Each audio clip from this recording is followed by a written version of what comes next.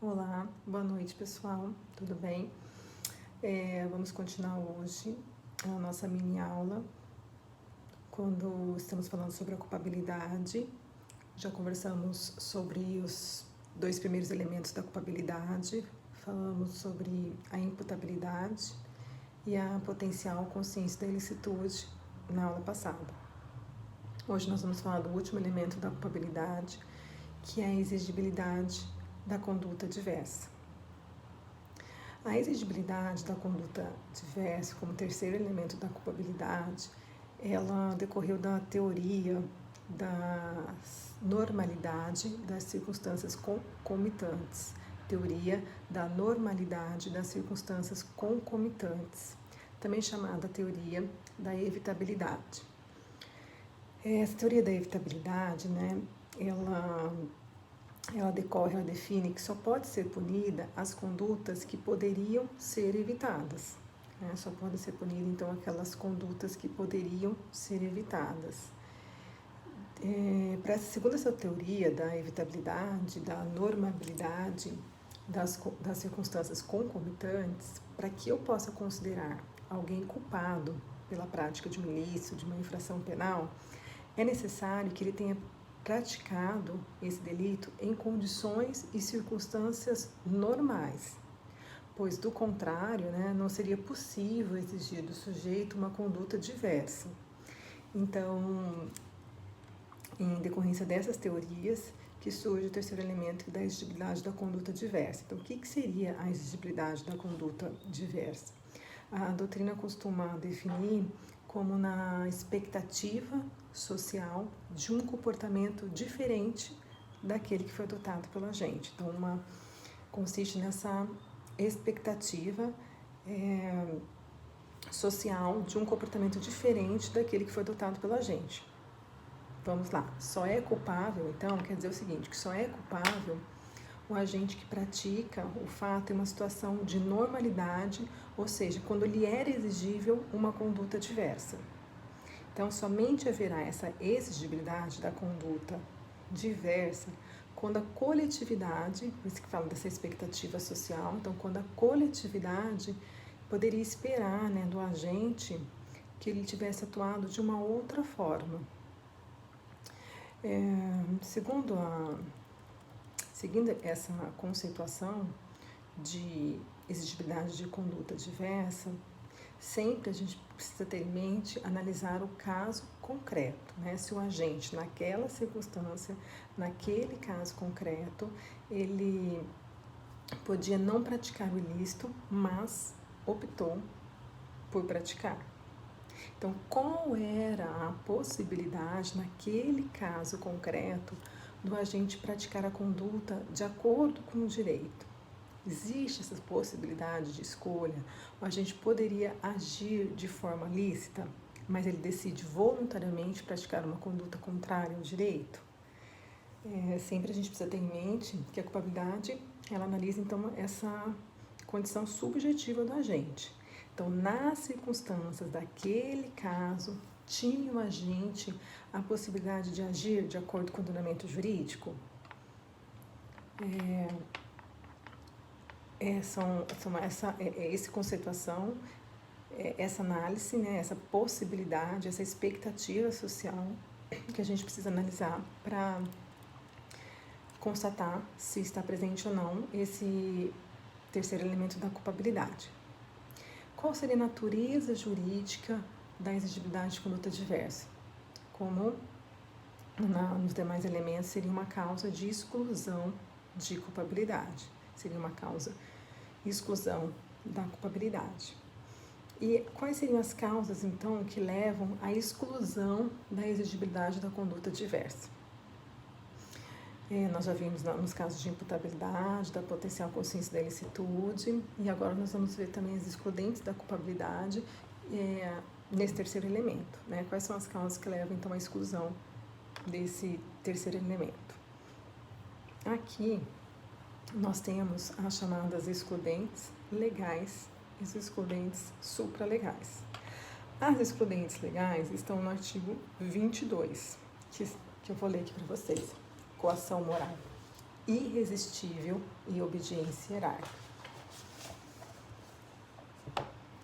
Artigo 22. Se o fato é cometido sob coação irresistível ou em estado obediência, ou em estrita obediência à ordem não manifestamente legal do superior hierárquico, só é punível o autor da coação ou da ordem. Então, o Código define aqui duas excludentes de culpabilidade: coação moral irresistível e estrita obediência à ordem. Antes da gente analisar cada uma dessas, é interessante aqui observar que, em relação a esse terceiro elemento da culpabilidade, existem causas legais e aquelas também chamadas supralegais.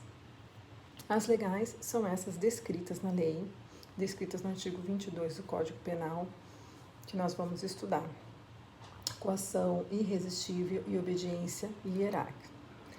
Mas, modernamente, tem sido sustentada a possibilidade dessas causas supralegais de culpabilidade, que são aquelas não previstas em lei, mas elas revelam uma situação de inexigibilidade de conduta diversa. Então, embora não estabelecidas, não definidas em lei, não há como exigir, diante de um caso concreto, no agente, um comportamento diverso daquele que ele teria praticado.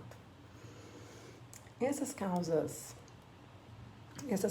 supralegais, elas somente existem na exigibilidade de conduta diversa.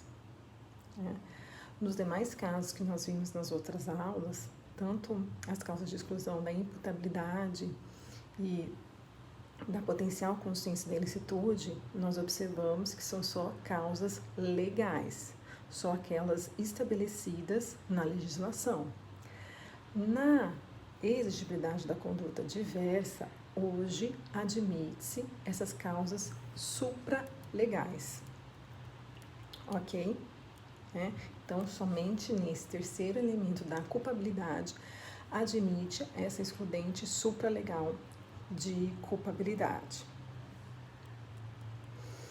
Eu tinha notado aqui, então, que se houver uma questão da aceitação, do entendimento aqui no nosso ordenamento jurídico, o nosso direito penal, então, admite, a doutrina e a jurisprudência são quase unânimes, praticamente admite essa causa supralegal de excludente de culpabilidade. Tem decisões do STJ nesse sentido, que vocês podem procurar e dar uma olhadinha, que realmente depende do caso concreto, Então, são situações diversas das causas legais e que tem se admitido essa excludente de culpabilidade. Os que defendem, eles alegam justamente isso, que a exigibilidade da conduta diversa é um verdadeiro princípio geral da culpabilidade. Só é punível o agente que se comporta ilicitamente, podendo orientar-se de um modo diverso. Então, por isso que tem se entendido, então, dessas causas supralegais. Entrando nas causas legais de exclusão, a primeira delas, então, é a coação irresistível. Então, se o fato é cometido sob coação irresistível, só é punível o autor da coação. Então, a primeira observação que nós devemos analisar é a coação irresistível. Então, a coação. Existem dois tipos de coação no direito penal: a física e a moral, certo? A coação física é o emprego da força física, e a coação moral, a grave ameaça, certo? Coação moral seria a grave ameaça. E os dois tipos de coação moral que nós temos é aquela que a doutrina costuma classificar em irresistível e irresistível. Irresistível, não tem condições de resistir. Resistível, que o agente tem condições de reagir. Então, quando o código fala se o fato é cometido sobre coação irresistível, nós precisamos entender primeiro que se trata da coação moral irresistível. O primeiro ponto que precisa ser estudado nesse elemento do artigo 22, que traz a coação irresistível, seria que é a coação moral, a grave ameaça irresistível que exclui a culpabilidade. Tá? Falta um elemento da culpabilidade, que é a exigibilidade de conduta diversa. Então, nesse caso, o fato é lícito, o fato é típico, mas não é culpável, falta esse elemento da culpabilidade. Por isso que ele fala que só é punível o autor da coação e não de quem pratica o crime sobre grave ameaça. Se fosse o caso de coação física irresistível, quando o agente pratica, né, um crime sob coação física, mediante força física, mediante violência, exclui a própria conduta, né? Então, nesse caso de coação física, o fato já é atípico, né? O fato já nasce atípico, elimina totalmente a vontade do agente, o dolo ou a culpa, e nesse caso o fato é atípico. Por isso que para excluir a culpabilidade, somente a coação moral irresistível. E aí vocês podem perguntar, mas e se for o caso da coação da coação moral resistível? Nesses casos, nós vamos falar mais um pouquinho, é possível a diminuição da pena, né? Mas continuando aqui, a nossa coação moral irresistível. E quando que ela vai estar configurada para excluir a culpabilidade? Então, quando ocorre uma ameaça, né? Então o coagido, ele pratica o crime em virtude da ameaça, da grave ameaça que ele está praticando, que ele está sendo submetido. Então, não se pode exigir dele uma conduta diversa. Então, nesses casos, exclui a culpabilidade. E a doutrina costuma dar aquele exemplo realmente dos assaltantes de banco, né, que ameaçam o gerente, ou abre da chave do cofre, ou abre o cofre, põe a senha do cofre, ou vai matar o seu filho, a sua esposa, enfim, tem um terceiro bandido na casa do gerente. Então, nesses casos, o gerente, ao colocar a senha do cofre, né, ele pratica o crime, mas aí o fato não será culpável, né? Falta esse elemento. Então, ao crime, mesmo sendo praticado pelo agente, né, com grave ameaça, ainda subsiste um resquício de vontade que mantém o fato sendo típico, mas ele não é culpável. Isso que o Código estabelece quando diz que é só punível o autor da ameaça. E quais são os requisitos, então, para que se entenda configurada a coação irresistível? Tem que ter ameaça do coator, a inevitabilidade do perigo, o caráter irresistível da ameaça e pelo menos 3 pessoas envolvidas. Então, são esses os requisitos que a doutrina costuma citar, anotei aqui para vocês: ameaça do coator, inevitabilidade do perigo, o caráter irresistível da ameaça, né? E pelo menos 3 pessoas envolvidas. Vamos falar sobre cada um deles rapidamente. A ameaça. A ameaça do coator, então, seria o quê? Aquela promessa de mal grave, sério, possível de ser concretizado, né? Iminente, precisa ser extremamente séria. E essa ameaça, ela pode ser dirigida contra o próprio coagido, contra uma pessoa da família, contra algum conhecido, contra alguém que lhe nutre um afeto e que cause realmente esse temor. Se for dirigida a pessoa estranha, que ele não tem tanto afeto, mas ele se sinta de alguma forma, né, com temor, dependendo do caso legal, ele pode também se enquadrar, por exemplo, em um vizinho que ele nem tem tanta afinidade, mas ele acaba praticando para que aquele vizinho não morra, né? Então, pode também entrar naquelas causas supralegais, que nós já vimos, né, que a doutrina e a jurisprudência tem admitido. Além da ameaça, a inevitabilidade do perigo. O coagido ele não tem outra alternativa, o constrangimento é impossível. O constrangimento ele é impossível de ser vencido. E quando ele não tem outra alternativa, né? Então, nesses casos, inevitabilidade do perigo. O caráter irresistível da ameaça, o terceiro elemento que eu anotei aqui, caráter irresistível da ameaça. Seria realmente a gravidade da ameaça, analisada ali no caso concreto, né?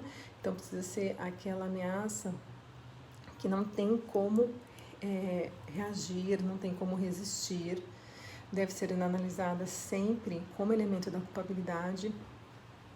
Ela deve ser sempre analisada em relação ao agente, né? Em relação às condições pessoais do sujeito e não em relação ao homem comum, até mesmo por se tratar da culpabilidade. E como o quarto elemento, como eu havia falado lá em cima, pelo menos 3 pessoas envolvidas, o coator, o coagido e a vítima do crime. Mas também se admite, né, com 2 pessoas envolvidas, o coator e o coagido. O coagido, no caso, também vai ser vítima do crime. De vez de ser um roubo no banco, então, que o banco seria a vítima, né, seria um roubo na própria casa, e ele está ameaçando um filho que, se ele não entregar todos os objetos do cofre da casa, vai ameaçando uma outra pessoa da família. Então, esses são os elementos da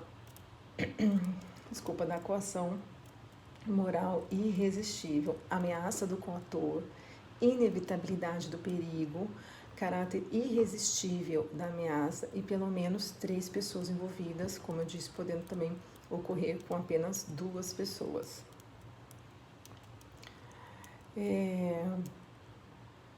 Os efeitos, então, quais são os efeitos da coação moral irresistível? Como nós vimos, decorre da própria natureza jurídica dela, exclui a culpabilidade e só o coator responde pelo crime. Está descrito no próprio artigo, né, quando ele fala, só é punível o autor da coação. Então, nesses casos, não há concurso de agente, não há vínculo subjetivo, só o coator responde pelo crime. Estamos aqui diante daquela figura do direito penal chamada de autoria mediata, porque o coator, ele utiliza-se, né, de uma pessoa para praticar o delito, de uma pessoa sem culpabilidade. Então, aqui é o caso típico da autoria mediata. O coator, ele responde, nesses casos, o coator, ele responde pelo crime que ele praticou e também pelo crime de tortura.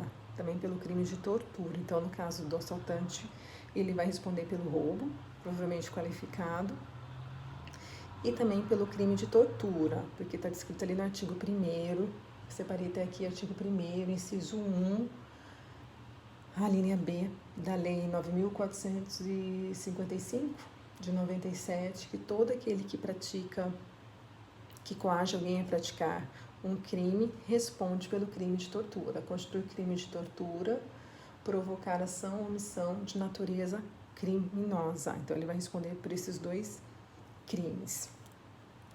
Esse é o efeito, então, da coação moral irresistível, certo? Continuando aqui, o que eu havia comentado. E se a coação moral, então, ela for resistível? Não exclui a culpabilidade, porque o Código estabelece que é somente a coação irresistível. Então, o coator e o coagido, eles vão responder pelo crime. Mas o coagido poderá ter uma diminuição da pena. Por quê? Porque nesses casos ele tem condições de reagir. Então, sendo resistível, ele é exigível uma conduta diversa, mas ele terá uma atenuante genérica descrita lá no artigo 65, inciso 3, a linha C, primeira parte. E o coator, pelo contrário, nesses casos de coação moral resistível, ele responde pelo delito com uma agravante, artigo 62 do Código Penal. Continuando, antes da gente entrar na obediência hierárquica, também é interessante comentar que a coação irresistível, ela não pode ser confundida com o temor reverencial. Se recorda, o temor reverencial, o que seria? É aquele fundado receio de desagradar, né, uma pessoa com quem você nutre muito respeito, né? O receio de desagravar, desapontar essa pessoa. Então, de decepcionar essa pessoa com quem você tem muito respeito. Nesses casos de temor reverencial, precisa, né, ter bem claro que não se confunde, por isso não exclui a culpabilidade. O temor reverencial, para ficar mais claro, seria aqueles casos também, né, que a doutrina costuma citar, quando o filho ele falsifica as notas do boletim, as notas da faculdade, para não decepcionar o seu pai.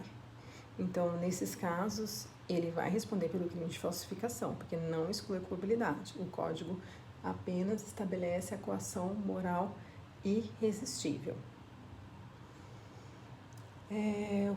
O artigo 22, então, nosso Código também traz a obediência hierárquica como causa de exclusão de culpabilidade. Ao estabelecer, né, que se o fato é cometido em estrita obediência à ordem, não manifestamente ilegal, de superior hierárquico, é punível o autor, só é punível o autor da ordem. Vamos lá, que essa aqui o Código também estabelece todos os elementos para caracterizar essa excludente de culpabilidade. Então, essa obediência hierárquica, ela ocorre quando um funcionário, né, subalterno, ele pratica um crime em decorrência do cumprimento de uma ordem do seu superior, de uma ordem não manifestamente legal, né, emitida, então, por seu chefe, pelo superior hierárquico. Nesses casos, a vontade do funcionário subordinado, ela fica viciada, porque ele está ali obedecendo uma ordem do superior. Determinando o Código, então, que nesses casos, o funcionário exclui a culpabilidade e só responde o superior, aquele quem proferiu a ordem.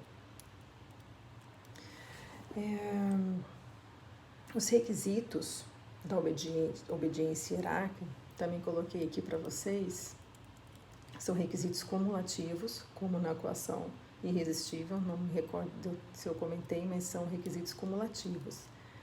Primeiro requisito, então, ordem não manifestamente ilegal. Então, o que seria a ordem não manifestamente legal? Seria aquela ordem que aparenta legalidade, né? Então, o funcionário público obedece o comando, o mandamento do seu superior, porque a ordem, né, ela aparenta legalidade e é emanada de um superior, né, com quem ele acredita que tem mais conhecimentos técnicos, tem mais tempo de serviço. Então, seria nessa situação, né? Ordem emanada de autoridade competente. Então, só é válida se for de uma autoridade competente. Se aquela pessoa, né, tem competência, atribuição para determinado mandamento para o funcionário. Então, só pode ser de autoridade competente. Decorre da relação de direito público, de direito administrativo, só existe realmente nas relações públicas, isso não existe nas relações privadas, nas relações domésticas, né? É uma hierarquia, essa obediência hierárquica realmente só decorre desses casos de relação de direito público, decorrente das relações de direito público e principalmente do direito militar. Um cumprimento estrito da ordem. Então, precisa também, nesses casos, para restar caracterizada essa excludente de ilicitude, o estrito cumprimento da ordem. Então, deu a ordem, tem que cumprir daquela forma, sem exageros.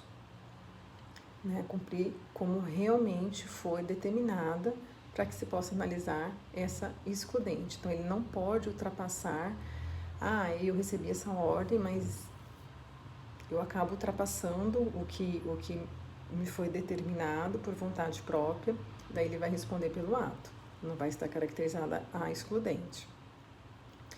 E no mesmo caso, pelo menos 3 pessoas envolvidas, né? O superior hierárquico, o funcionário que executa a ordem e a vítima do crime. São esses 5 elementos que precisam estar caracterizados para que essa obediência hierárquica seja causa excludente de culpabilidade.